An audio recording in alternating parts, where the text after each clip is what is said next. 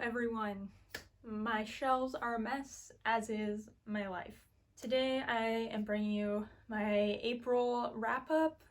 I almost said TBR. It's how my brain is today, so we'll see how this video goes. This month I only read 15 books, and most of them were for school. So this might be a shorter video. I'm gonna split it into books I read for fun and books I read for school. Spoiler alert, the best books I read this month are all in the school section.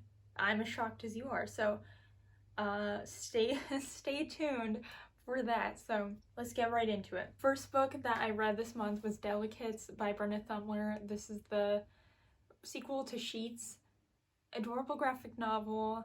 I kind of prefer this one to the first one.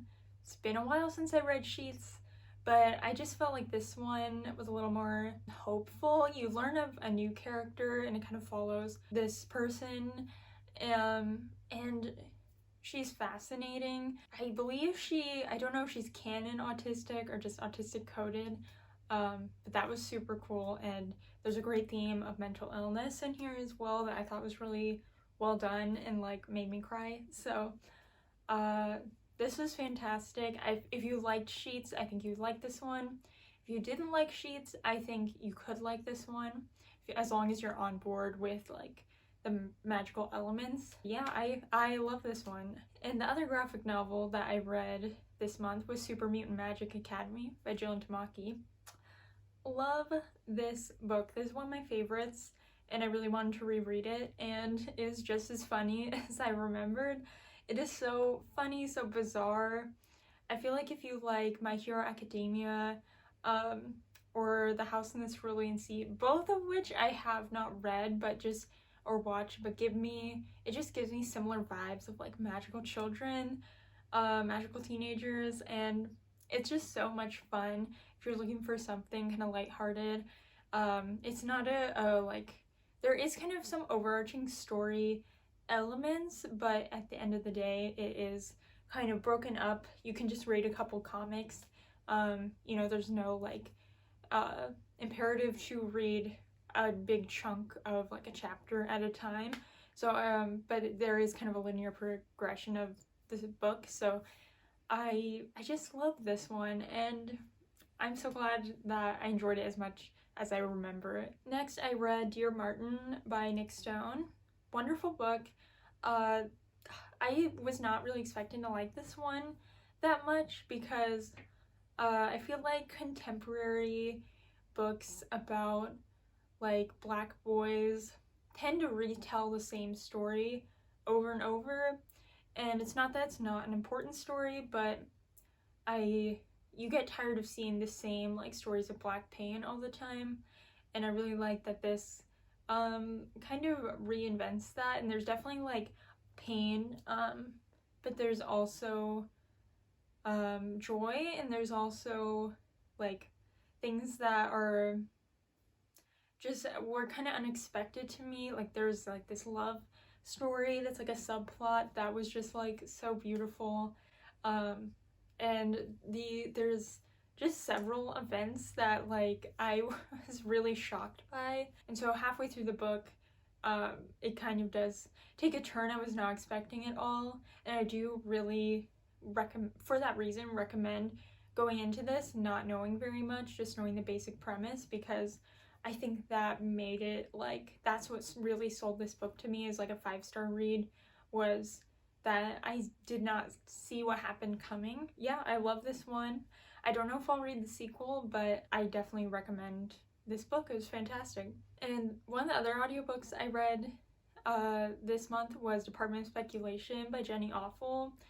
This was fucking crazy. Like the writing style was so interesting, and I loved it because it's like starts out and it's all these little vignettes. Like I listen to it, but I imagine it looking on the page, just like different little paragraphs, and they're kind of like sometimes, or they'll be like facts. I don't know how to explain it, but there are things that feel kind of unconnected at first, and then as you go through the book, you realize how all these things are connected. And there's also like, I know the Goodreads synopsis says like the main woman simply called the wife, and it's actually, it starts out she is narrating the story and using I pronouns, and then it switches to talking about the wife, she, and kind of scaling back from that first person to third person.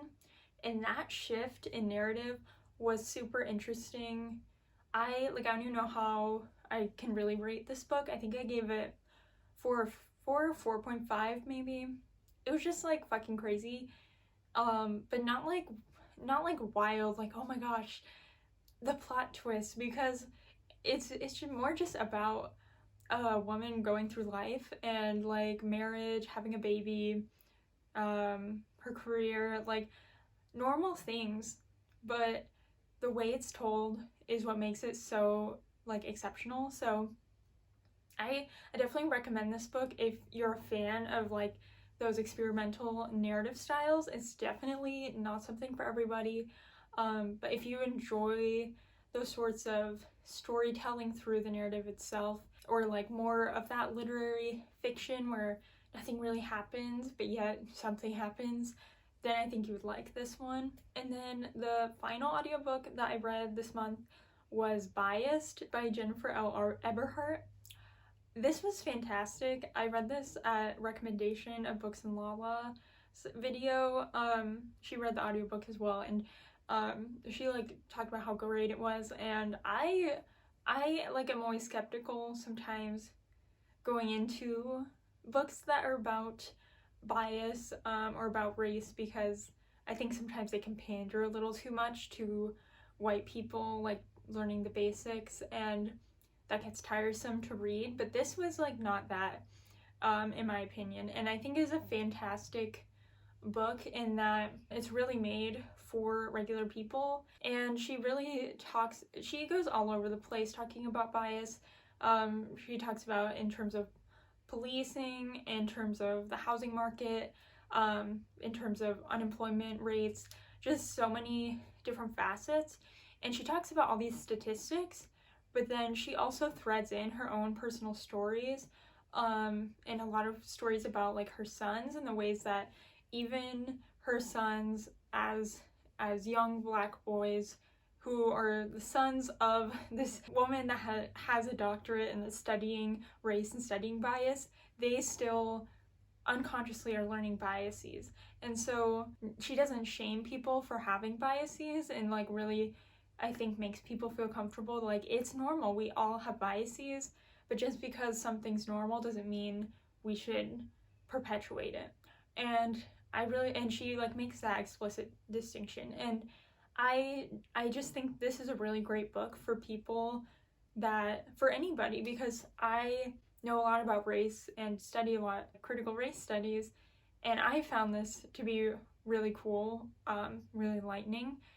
And then if someone's just starting to learn, I think this is a great like first book to learn about race. And so I thought that was really cool. I will give a disclaimer that she's not at all like a police apologist, but there is like sympathy there for police and policing, so that is something to keep in mind. The book was like by no means perfect in that regard, but I'm like willing to look past that because I think the strengths really outweigh the cons for me. So I would recommend this definitely to anybody, as long as you keep that fact in mind. And then another book that I read for fun was Night Sky with Exit Wounds by Ocean Vuong, and it was so good. I feel like I read this my freshman year of college, like one of the first weeks of me starting college, and then reading it now, I've learned so much more about poetry and about literature, and I feel like got a lot more out of it this time reading it. His way with words is just incredible. So if you like poetry, I highly recommend this. Poetry is not for everybody, but it's just so cool, and the story that is told through these poems, like as a collection, is like sad but also so cool. And so I I recommend this to people who like poetry. I think I gave this 5 stars because it's just, even though I didn't fully get all the poems, it's how can you not give this 5 stars? And my fun romance book of the month was 40 Love by Olivia Dade. This was super cute. I will say, so her other book, spoiler alert, is one of my favorite romance books. This one was not quite as good. I can tell she wrote it before spoiler alert, and just the writing's not as strong in my opinion, but I thought the relationship was super cute. It takes a lot of tropes that some I'm a fan of, some I don't love. There's definitely kind of like a hate to love, but one-sided hate to love going on at first. Not necessarily hate, I guess I'd say just like skepticalism. There's also a time constraint, so this takes place on a vacation island, and it follows Tess, who is like a 40-year-old high school principal, and then this like 20-something ex-tennis star who's now like a tennis coach on this island. And I love the age difference. I'm a sucker for age difference trope, but because she's on vacation, there is a like 2-week time limit. So from the time they meet and by like the end of the 2 weeks, spoiler alert, it's a romance novel, so they of course fall in love, and they're like, let's move in together, and I'm kind of like, this is a little too fast, but I can't like be mad at it because it was so cute, and I did really see the chemistry. I thought it was really adorable, so I love it. And then finally, the sex books. So I started both of these in March, maybe even in February. I've been reading them for a while, and I was like, it's time to get these done. So one is Kink, a collection of stories edited by Ara Kwan and Garth Greenwell, and this was like, I kind of mixed feelings on the collection. Definitely some trigger warnings in certain stories, so would check that out. And it is, if you do love short stories, I recommend it, but I feel like some stories were way stronger than others. Alexander Chee had an amazing story. I really liked Ara Kwan's story, was great, which usually I feel like the editor's stories are sometimes like the weakest in a collection, but both the editor's stories here were really fantastic.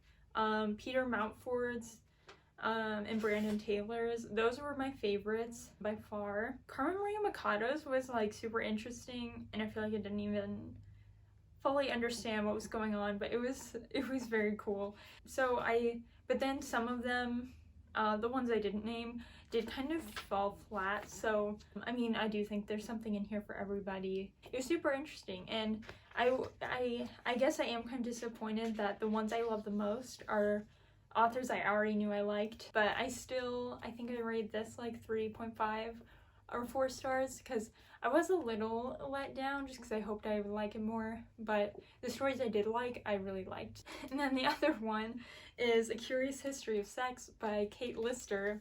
This is a monstrous book, and it was so much fun to read. There's so many cool like pictures or like scans of documents, just like historical artifacts in here, and she's gotten some criticism for this, but I personally really like it. Just is not chronologically saying, okay, in the 1600s these were the trends, and then in the next chapter, the 1700s. Like, even as someone who studies sexuality, I would find that so fucking boring, because it's like, we know there's kind of a linear progression for somewhat. I guess she kind of problematizes that view, but the way she does it instead is so much more interesting, because she takes the like different themes and kind of riffs on them, and it kind of creates like micro histories that are really cool. So like what's one I can say out loud? So like one is like Sex and Machines, and so she has like one about vibrators and the history of those.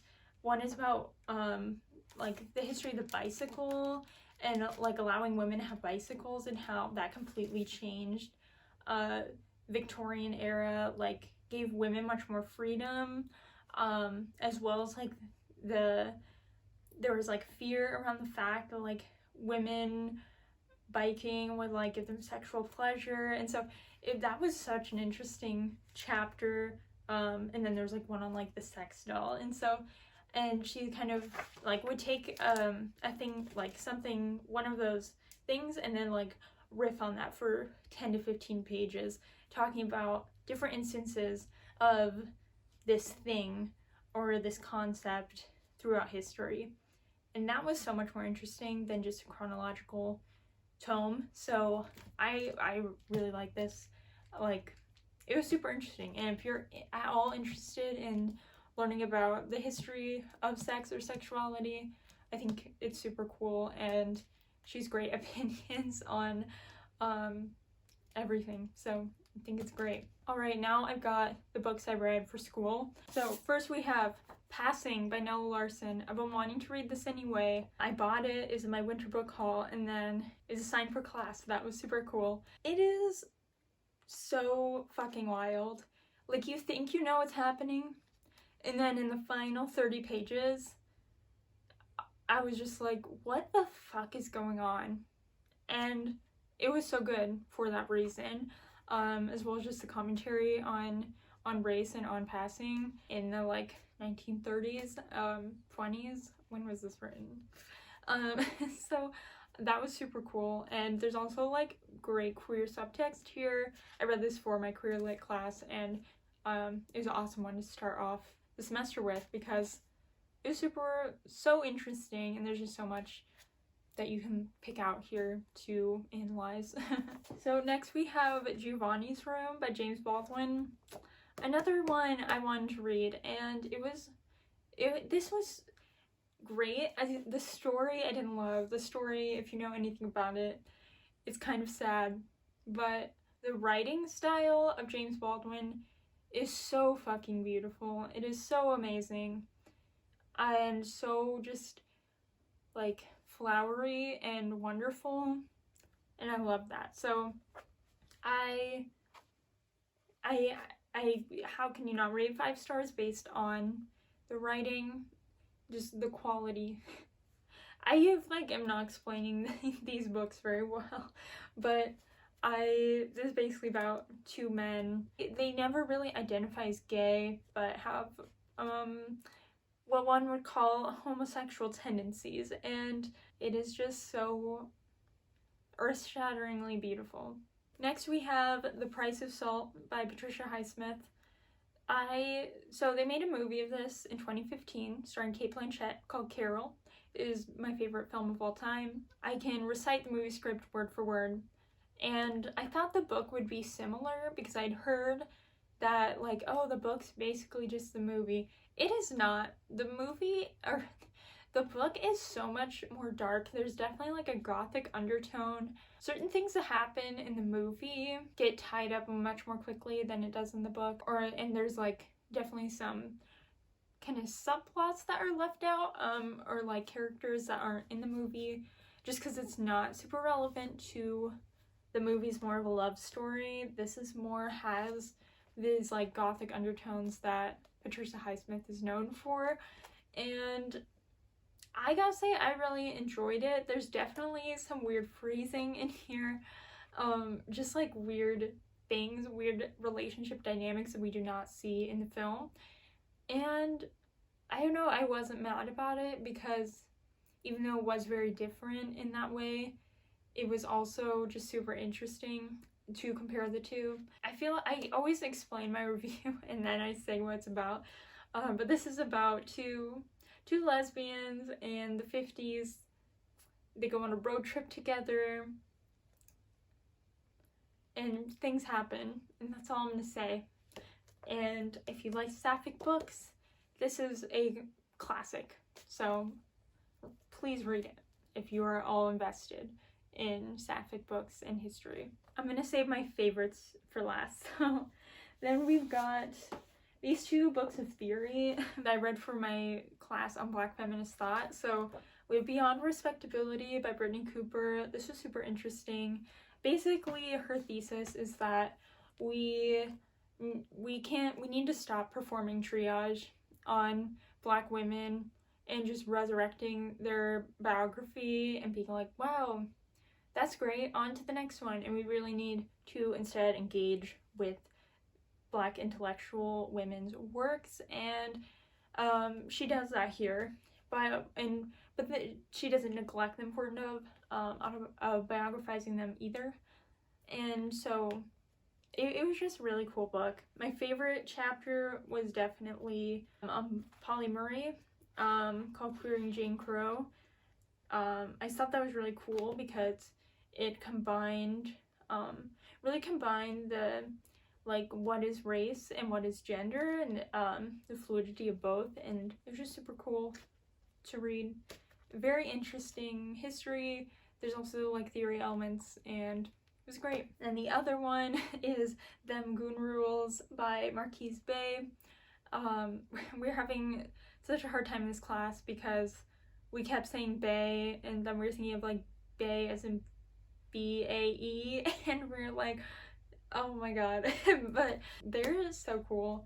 Some of their essays I feel like I didn't really connect to, and they definitely present some ideas that I'm kind of skeptical of, but at heart I really like what they're saying, and they're kind of presenting Blackness. The subtitle is Fugitive Essays on Radical Black Feminism, and they're really presenting Blackness and Black feminism as fugitivity and as a movement a way of moving and being in the world, rather than something that is ascribed based on your like exterior epidermal self. And likewise, they're also a theorist in gender and trans studies, and so similar, like likening race to gender, and also talking about gender in certain ways and transness in certain ways, that was very interesting. And I don't know if I fully agree with everything that they're saying, especially about transness, but at heart it was super interesting and really like blew my mind in some ways. So I thought that was really cool. This is just a collection of essays, so some of my favorite essays in here was the title, Them Goon Rules. Dogfights was an interesting one. The ALP journals, ALP is the Audre Lorde Project, and then 3 Theses, Black Feminist Queer. But there's a variety of essays, so those are just my favorites. Alright, and then my 2 favorite books of this month, we have Parable the Sower by Octavia Butler. This is another reread. I read it for class last semester, and now I'm reading it this semester. I just love this book. The second time reading, I feel like I got so much more out of the book. The first time, this is a dystopian set in the 2020s, so I was really just trying to understand the world. But now that I knew the plot and I knew the world, going in the second time, really focusing on the characters was so interesting. My personal opinion is I really see the main character, Lauren, as neurodivergent, kind of like autistic coded, and my professor was like blown away by that. So I had an original thought, which is crazy, and it was so cool to read this book again. Octavia Butler is just blows my mind. I want to read everything that she's written now, and it was just wonderful. Please, I know this has been on the bestseller list again in the past year, or not again, for the first time ever in the past year, because we might be currently living through what this is prophesizing, and it was just, it's such a good book. Like, the sci-fi dystopian elements are just sometimes a little too real, but so cool, and just she is so brilliant for thinking of all these things. So fantastic. 5 out of 5, absolutely. And then finally we have The Burning Plain by Michael Nava. This is a random one. I would never picked it up had I not had to read it for my queer lit class. This is actually the 6th book in this series following Henry Rios, a Mexican-American gay man in LA who is a lawyer, and in this book so much happens, but the basic main plot is he sleeps with the man, and the next day he is found dead with a hate message carved into his back, and Henry was the last person to be seen with him. And so he's kind of trying to exonerate himself, and also as more hate crimes continue to happen that are similar, and so it becomes clear there's a serial killer, and so they're trying to find the serial killer.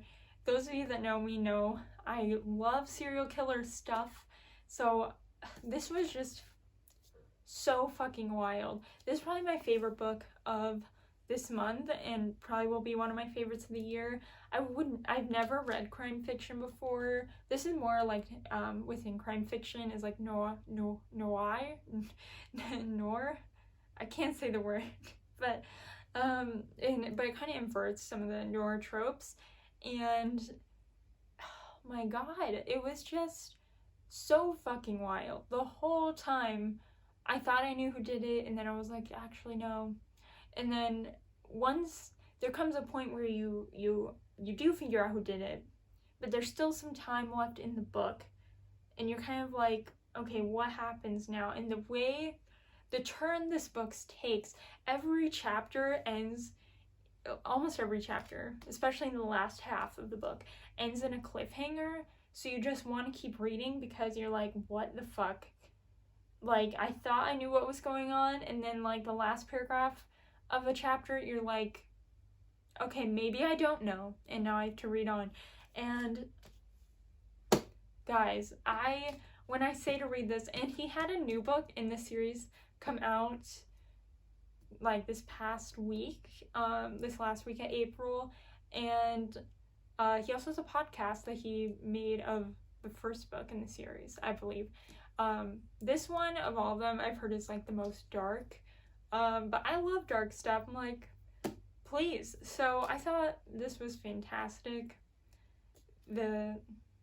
Everything about this was just so cool, and to be a crime fiction written in the 90s, following with clear with most of all the important characters are gay, and that we're following these crimes against gay men, and the fact that this was written and published in the 90s about this is just really incredible to me. So I love this book so much, and I'm so glad that I was introduced. So I might be picking up more of the series in the future because I'm shocked. So that is all of the books that I read in April. I said this was going to be a short video, and I don't think that it was. So if you watched till the end, thank you.